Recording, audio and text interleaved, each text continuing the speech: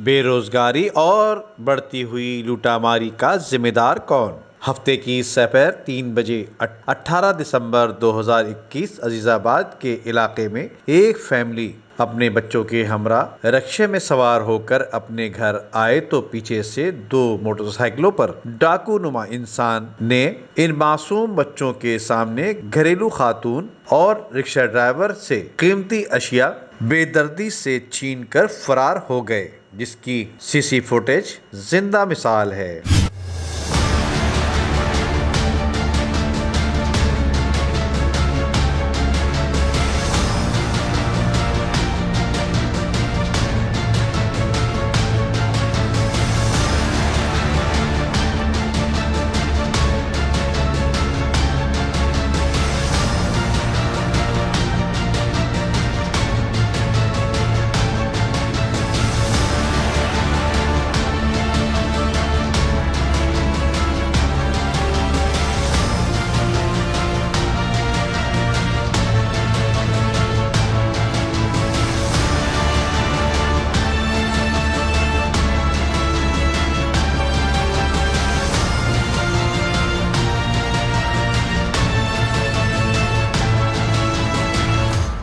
अब सवाल ये पैदा होता है कि एक तरफ कराची दीगर महरूमियों का शिकार है तो दूसरी जानिब मुल्क के करता धरता नौजवानों को हलाल रोजगार फराहम करने के बजाय डाकू लुटेरा बना रहे हैं और गरीब शरीफ शहरियों को खौफ में मुब्तला कर रहे हैं। खुद ही फैसला कीजिए। नदीम सिद्दीकी, मेट्रो 7 पाकिस्तान।